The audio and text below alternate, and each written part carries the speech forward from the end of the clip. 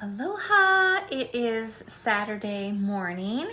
I hope you all are doing well. I've been holding on to this for a few days, but I felt like this morning I needed to share it. Oh my gosh, my shirt is like a little bit crooked. Okay, so I'm sharing, God's been like giving me dreams. A lot of them have been more for myself or kind of maybe the situation going on in the church community, just varied dreams. And I had a very strange encounter a couple of days ago where I had a dream for someone else. And I woke up out of the dream and I was like, oh my gosh, like this is a whole nother level if I'm having dreams for other people. Now, this is where faith comes in, where my action has to pair with God and my faith in all of it. And that's why I'm sharing this, to encourage you guys, because we just can't fully understand or fathom the fullness of what God is doing right now, and particularly at this time on the earth. And it's good. It's for good, you guys. So get this. This is going to trip you out because I'm still completely tripped out by it, as well as the friend that I had the dream about. So in my dream, I'm driving to Waipahu, which is on the opposite side of the island from me on Oahu. And suddenly we pulled, I don't know where we were in Waipahu, but we pulled into Waipahu, and my friend Henry Aquino, who's an old coworker of mine from way back in the day at Catholic Charities of Hawaii. And he goes, Camille, you gotta see what I'm doing right now. I said, okay. So I hopped in Henry's car. Shout out to Henry. And he's in Congress, actually in Waipahu. And part of, I don't actually know what role he is. I'm not a political person, but he's a friend. But he's also involved in Waipahu politics. So I get in his car and I'm in the passenger side and we're driving. Suddenly we're on this overpass. And as I look down on the Makai side of the island, so I'm looking down from this overpass, it seemed like on the freeway, and I know I'm facing the ocean, and I look down and there's this huge piece of land, this wide open space that had been freshly, this very rich, abundant black soil, nutrient-rich soil had been laid in this huge area.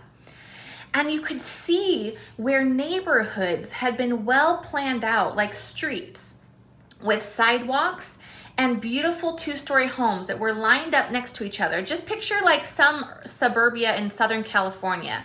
They were very nice homes and they were laid out so well, and they were just rows and rows. And half of the development had been built, fully finished. Half, the middle section was like half complete. And then there was some that wasn't even built yet, but you knew that the foundation or the streets had been laid. Like everything was this beautiful setup. It was so well organized and structured. And I knew somehow that it was like this housing development that was in Waipahu, specific for local families. And I was thinking in my mind, I don't know if I woke up and thought about affordable housing, but it seemed like that's what it had been created for. Affordable housing for local, hardworking Hawaiian families, local families that live in Waipahu. So another thing that stood out in the dream was that I could still see the tractor marks from a bulldozer that had laid that soil, that nutrient-rich soil.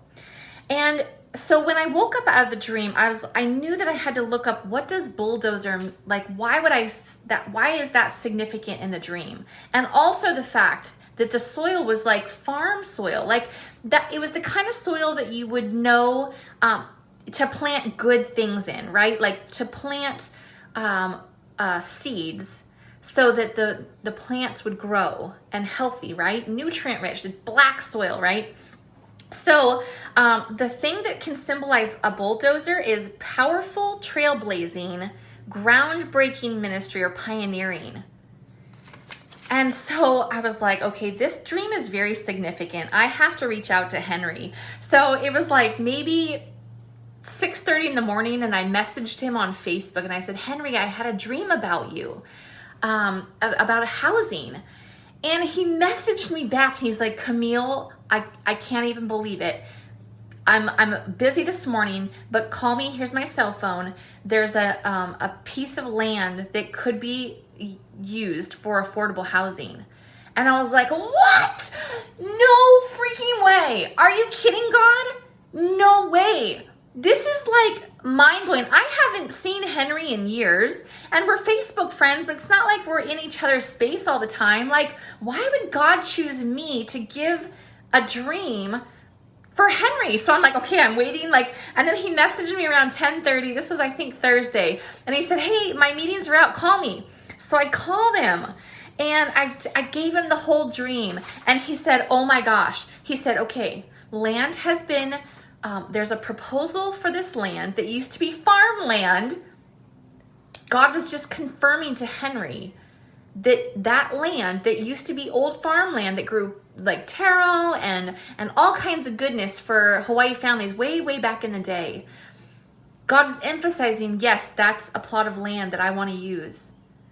And the fact that there was an overpass that we were on, it's actually next to or intersecting, I believe, this land intersects the new railway, which, goes above land. And he goes, you're describing exactly what's going on in the land. And this land, basically the landowners, I won't say who it is because I don't know how much I'm supposed to say, but they're like reached out to Henry and said, how can we best utilize this property for the city of Waipahu? And he said the number one thing guaranteed is housing, affordable housing. And so the fact that God gave me this dream, and as I'm sharing what I felt in the dream, because it felt like quality homes. They were single family homes. The neighborhoods were well thought through, planned out with safe sidewalks, beautiful area. It felt very much like it's not just apartments or a place to rent. It felt like people were going to have the chance to own something they couldn't normally afford. I knew in the dream that families were going to be like amazed at the value and the beauty and the square footage they could have access to and be affordable, which normally they wouldn't be able to afford anything like that. And so that's how I knew it was something that had to do with affordable housing, and the fact that it was well laid out and well planned and doable. And I just felt like, I obviously took the chance after I shared the dream, and we had this beautiful conversation, and Henry said, that's a prophetic dream from the Lord. And I said, isn't that amazing that God knows what's going on, that he's in the midst of it? But I knew by being able to see how well planned it was and how nicely it was laid out, and even just the foundation of the nutrient rich soil. Not only is it being built on, yes, what was farmland, but I believe there's that God is emphasizing that this is going to feed the health into these families, and that the goodness of the Lord is in this project. And so I was able to prophesy and pray and declare the goodness of God in this project. So before the foundations have even been laid, before plans have even been formulated, God is already in the middle of it. And Henry was like, what? And it was just this beautiful love note from the Lord saying, I see the needs of the people, Henry, and I'm asking you to be a part of it. And it was not just an encouragement to Henry's heart, but knowing that, I got to pray over Henry and say that God wants to use you, and that you can trust him, that he's going to lead you. He's going to give you the plans. He's going to give you the vision. He's going to give you the people to be able to help you do this. And that it was also us being in this position of being able to be forerunners, to be, like it said, visionaries, pioneers, because we're trusting God that he's going to lay the plans out, that it's not going to look like something ordinary or that's been done before. It's going to be a new thing, but that we can also combat the plans of the enemy that would try to come in and not allow this project to happen. Because just imagine if these hardworking local families in Waipahu can actually be able to afford their own land, their own place, their own home. Like, that's going to do amazing things for our community, for the island at large. And the enemy's not going to want to be a part of that. Of course, he's going to do anything he can to try to squish it, to try to stop it. And we just were able, Henry and I were able to partner in faith and say, you know what? Any plans the enemy has are dashed, because we see with God's eyes. We saw the vision unfold. We saw the homes being built. We saw the land being laid out and prepared. And I believe that we're walking in a season right now where God is giving visions and an awareness of his plans and his purposes so that we can partner with him and move these things forward and not be deterred by the enemy and not get distracted in the things of this world. You guys, I know that it looks like we're walking in times of chaos and destruction and all this stuff is going on, but if you can just grab a hold of the truth of what God is doing in this time, don't get caught up and trapped by the deception of the enemy. Don't give into it. Press into your Lord, your Savior, your God, because he is good and his plans for you are for good, not destruction. And I believe that we are going to start to see the enemy's plans caught. It's going to be brought to light and it's going to be dealt with. God is a just God. And this stuff that's going on in the earth is not anything that he wants to have anything to do with. And he is going to start dealing with these ruffians, these people who are deceitful, who are doing things for greed and harm to this world, to our communities. That stuff is going to be found out.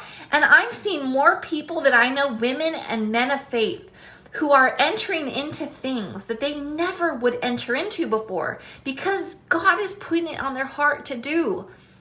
My friend Jade on Kauai has just put herself into the political realm so that her voice can be heard in the government there on Kauai. And I'm so, like, when I saw her doing that, I was like, good on you, girl, because you have a voice and there is a message that God has put within her heart for her people, for her island, for her nation. And I believe that God is going to start to raise people up in that way where you may have never considered doing certain things, you know, whether it's in ministry or in your home, your neighborhood, political avenues, in your maybe in the medical field, in education, and that you have a conviction rising up within you. Be brave and be bold to let that out because God is with you. And when God is with you, who can be against you? And that dream that I got for Henry, like, what? God gave me that dream to encourage Henry. And I could have kept myself quiet about it, but I was like, I knew I had to share it. And it spurred his faith. It spurred him to say, my God sees me and he knows my heart. And Henry was very transparent with me. He said, Camille, it's not easy being in politics. It's very hard. And there's things that I know that needs to happen, but I'll start to go down that route and then things get dashed and it can be very discouraging and very frustrating. But I said, God sees your heart, Henry, and he has put you there with a purpose. And when God is with you, all things are possible. So I just had to share that today, you guys, because there are so many things, you know, that can get us trapped in like this discouragement. And even in my, you know, I'm a business owner, and it can be very discouraging when I feel like I'm stuck or nobody wants to hear what I have to say, or, you know, people kind of like discount what I have, you know, this product that's changed my life and this business that's changed my life. And, you know, sometimes I can get caught in not sharing because enough people have said no. But you know what? I have to stay true to where God's placed me. And I got to get on the phone with a couple leaders in our company today. And they are people of faith. And they live in California. And I was able to just, as they shared their heart of what God is doing with them and their business and their people, It was the very same thing that I felt like God had told me even in the beginning starting this business. And being a year and a half in and not feeling like I've made enough difference in people's lives can be discouraging, but they're like, don't give up, because at the right time you'll reap a harvest. And I'm not just talking financially, you guys. I felt like God gave me this business to use as a platform for good, to impact people in a kingdom way. And it's easy to get off route. And I just want to encourage you guys, and I'm saying this for my own encouragement, to don't give up. Whatever position that you're in, that get back to the root of why you started doing what you're doing. Because God was in that, right? He's in that dream. He's in that seed that was planted. And I believe that we're entering into a season of harvest. It's not winter anymore. We've walked into spring, and I believe we're coming into summer where we're going to see a harvest. And I just prophesy that into being in your life, that we're in summer, that we're in a summer season. Not only is it literally summer in the northern hemisphere, it's summer in this harvest season. And God can do what we can only fathom as being something done in a span of years. God can do in a day. He is the God of miracles. Something that you might think can only happen in a matter of 10 or 20 years, God could do in a day. And I'm just prophesying that out. That if you're caught in doubt and disbelief and discouragement, reach out to God and let him speak his truth to you.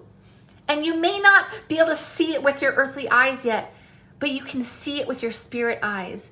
And that is the encouragement you need, right? Faith is trusting in something you cannot see. Everything that I'm walking in right now is faith. I can't see the fullness of what God is doing, but I have faith to believe that it's real. It just hasn't manifested in the physical yet. My husband left his job, and we're just believing God to provide in every way for his business. That puts pressure on me to build my business, but I'm not going to get caught up in that, because it's one day at a time, one person at a time, one choice to believe and trust in my God. I pray that this encouraged you. I pray that this filled you up, and know that God is speaking. Just open your eyes to hear, or your ears to hear. Open your eyes to see, because he is good and the kingdom of heaven is at hand. Let it be so in heaven, or on earth as it is in heaven, you guys. Let it be so. Let that scripture ring true in your heart right now in this moment. Heaven or earth, let earth be what heaven is. Let heaven invade earth. Let it be so. Let heaven invade earth in Jesus' mighty name. I bless you guys. I love you. I have to go help my husband. I'll talk to you soon. Love you. Mwah, mwah, mwah, mwah.